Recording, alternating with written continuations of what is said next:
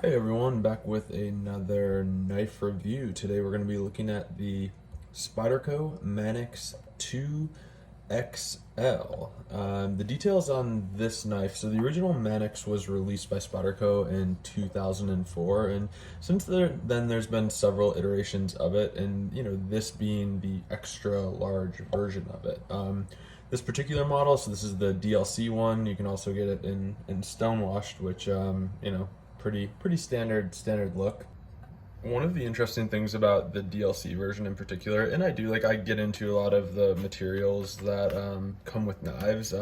Reading about the DLC, they market it as for tactical applications, where light discipline is, the name of the game. And I thought that was funny. You probably wouldn't think of it for a folder, but that's how this is marketed. So I have the tactical version of this knife. Awesome. The specifications of the Manix 2XL, so it has a ball bearing locking mechanism. It's kind of similar to an axis lock. We'll get to that in a little bit. It sports a 3.86 inch flat ground blade. This particular version is an S30V. It has stainless steel liners, so on both sides. It is 5.09 inches closed. The overall length is 8.94 inches, and it weighs 5.2 ounces. The MSRP on this, so there's a few on Amazon that can be had for about $204, but the MSRP on Spyderco's site is $250. This is ambidextrous carry ready, but only in the tip up design. So it, dissimilar to the Shaman where you can do tip up, tip down, right or left. This one's going to be tip up only, but it is also ambidextrous. And with that, I wanted to actually get into a size comparison. I think some people, looking at the Shaman may also be interested in the Manix 2 XL. So here they are side by side. I'll try to line them up with their handles. I don't have tape measure or anything out here, but certainly the Manix 2 XL, the blade's a lot bigger, although when I compared these two, the blade stock, so the thickness on the Shaman is much thicker than it is on the XL. And we'll get into it in a little bit, but yeah, I just think that the overall ergonomics of the Shaman are definitely superior to the XL. All right, now that we have the details out of the way, I wanted to get into some of the pros based on my usage of this knife.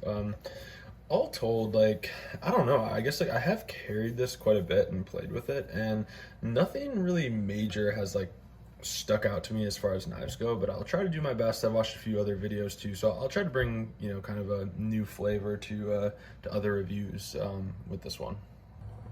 All right, the first pro for the Manix 2 XL are the ergonomics.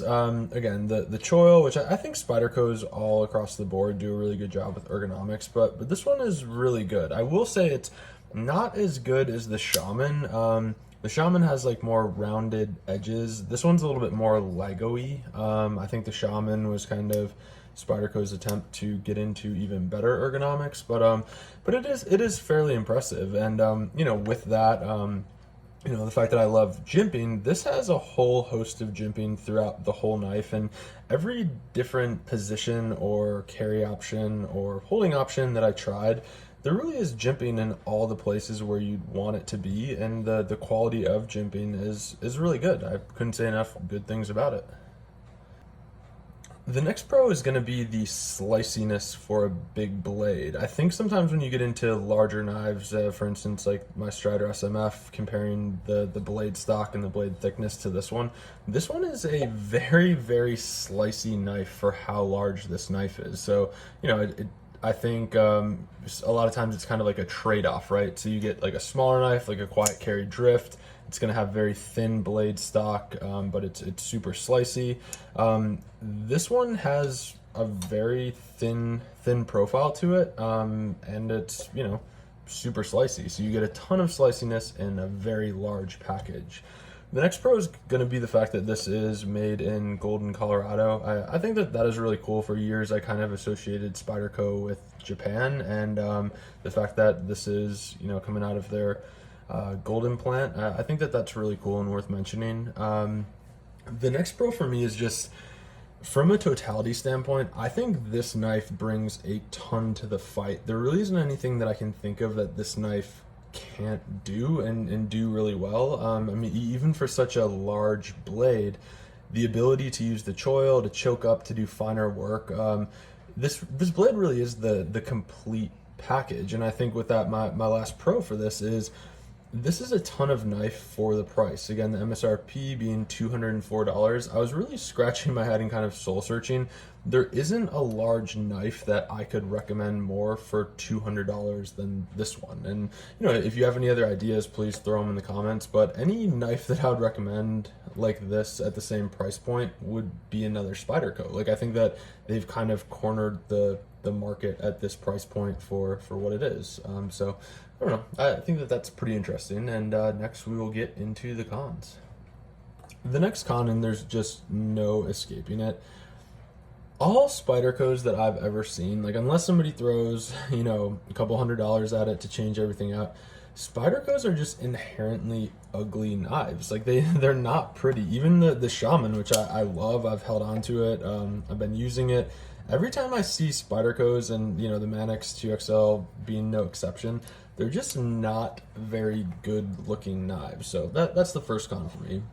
The second one is this axis locking mechanism. I do know that these are strong, but I also know that Spyderco, more recently switched over to this like top liner lock thing that I covered in the Shaman video. But I don't really like it. And looking in here, like I don't like the fact that it's kind of like a plastic like plunger with a spring on it. I know there's a stainless ball bearing that kind of like locks everything in.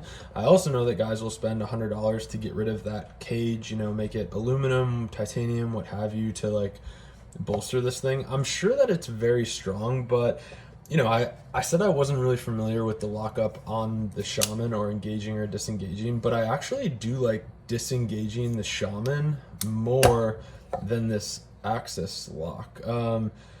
I think it's just from a grip perspective. Like, I like the idea in the Shaman to disengage it. I can get my fingers clear of the cutting edge and then depress this, and I'm kind of just like squeezing to the side. So everything is kind of just pressing into the knife.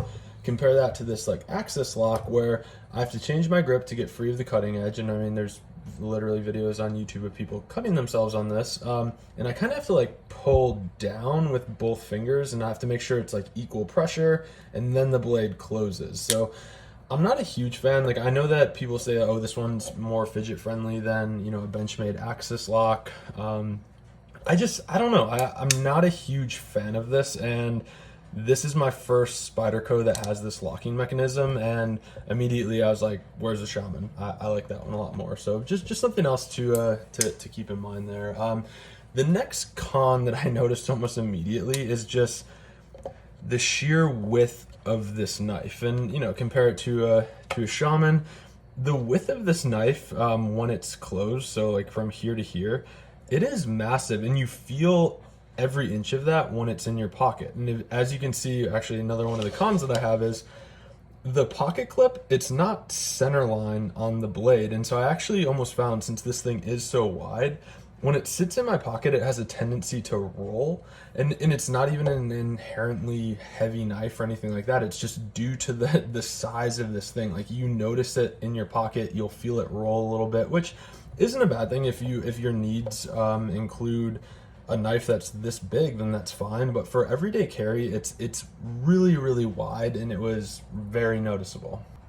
The next con that is kind of related to the width of it, this knife is not very, very discreet, right? So if this was your only knife, which I do think that this could be your only EDC knife, it's very obtrusive. So if you open this thing up to, open up a package, you're in, wherever you are, so you have to use this at work or something, everyone's gonna kind of look twice when you fire this thing open, because it is so massive. Like, I mean, it really is. So I would say that the attention that this gets, just due to the sheer size, is definitely one of the cons for me from an EDC perspective. Compare that to a quiet carry drift, which again, not the same knife at all, but again, that's another option that's out there. The G10 version of this is very similarly priced to this. So if you are going to get this as your only EDC knife, keep that in mind, that for the masses, non-knife people, this is going to be a big one to bust out. So please keep that in mind. And that concludes my review of the Manix 2 XL. I think, kind of in conclusion, for the money, this is a great buy. I do like the Shaman more, so if you're kind of between Manix 2 XL and a Shaman, definitely hold out for the Shaman. I know it can be hard to get these in crew wear, that M4, but I mean, I do think that the ergonomics, like, I would categorize the Shaman as a more refined Manix in a way. So the ergonomics, the blade profile, I like the blade thickness to sliciness ratio a lot better. This is just a really big, almost antiquated knife now, I would say. And but with that, you're getting a ton of knife for the money, and no one can turn their nose up at it. I mean, it's a great knife. I don't necessarily know if it has a place in my EDC. I might be moving it on just because I really haven't beat it up at all. But if you're looking for a very, very large knife that will be reliable, that has, a certain amount of sliciness to it, I would look no further than this knife. I would have no problem recommending it to anyone. So, appreciate everyone tuning in. If you have any thoughts, comments, or concerns, please throw them in the comments below, and we will see you next time.